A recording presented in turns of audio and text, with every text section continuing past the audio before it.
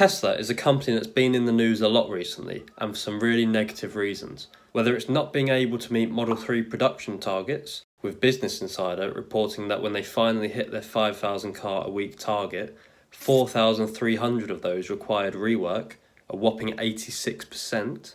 Or it's their CEO and co-founder Elon Musk calling a British rescue diver a pedo on Twitter. You've heard a lot about them in the last few weeks and months. Well, I'm not here to bash on them. Instead, I'm here to tell you why I think Apple should buy them. Enjoy!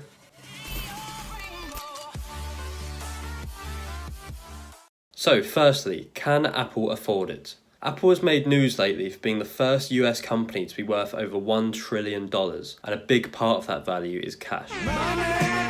Damn, son. How much, you ask? About $243 billion based on their most recent earnings report. So yeah, they have a lot of money. The market cap of Tesla, as I write this, is about $57 billion. If Apple were to buy the whole company, they would most likely have to pay a premium. So if you put that premium at 20%, it would cost Apple just over $68 billion in total. So Apple could buy it all with change to spare. Another factor to consider is that Apple is currently performing a huge share buyback program. Companies only buy back their shares when they either A, think the stock is undervalued, or B, if they think $1 invested in their own company will produce more value than $1 invested elsewhere. I know what you're thinking. How can Apple be cheap? It's worth over $1 trillion.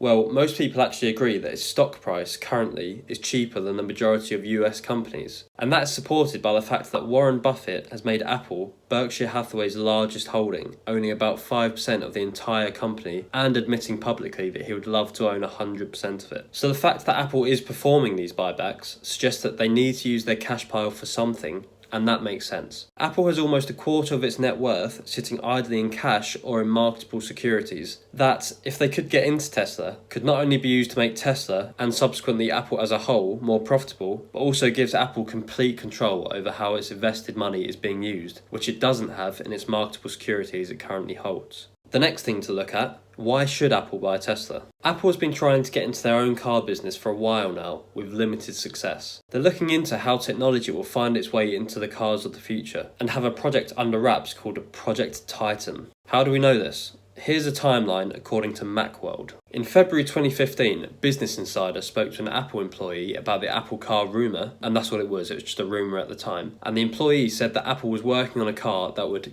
give Tesla a run for its money. In June 2017, Tim Cook did an interview with Bloomberg where he suggested Apple is working on an autonomous driving platform. We're focusing on autonomous systems.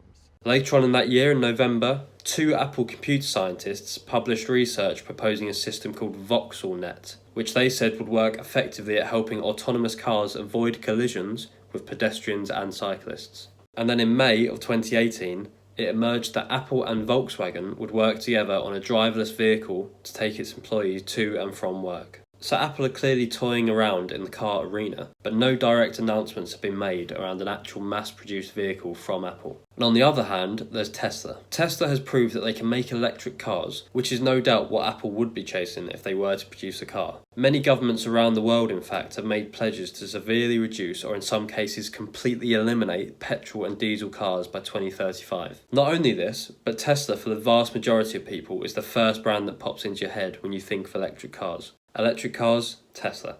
The thought process here should be: can Apple, with $68 billion, match Tesla's electric vehicle fleet by building up their own from scratch? Not only this, they would have to build the vehicles, market the vehicles, build the infrastructure to allow for charging the cars, which Tesla's done with its superchargers, find a way to mass produce the batteries for the cars both cheaply and effectively, which Tesla has already done with its Gigafactory, and then get their brand to be more synonymous with electric cars than Tesla's brand is. For me, that's a hard ask. If someone gave me $68 billion and told me to create a car company that would take Tesla's business, I wouldn't be able to do it, and I don't think Apple would be able to do it either. Apple has proven it will buy companies when it recognises the quality of the brand, as it did with Beats by Dre back in 2014. But even more important, Apple has proved amazing at buying companies for their function as and when they are needed. For example, when they needed a virtual assistant, they bought Siri. And when they needed Touch ID, they bought Authentic. So when they need electric cars, they buy... Okay guys, thank you so much for watching. If you liked the video, please like, comment and subscribe, and hopefully I'll see you in the next one.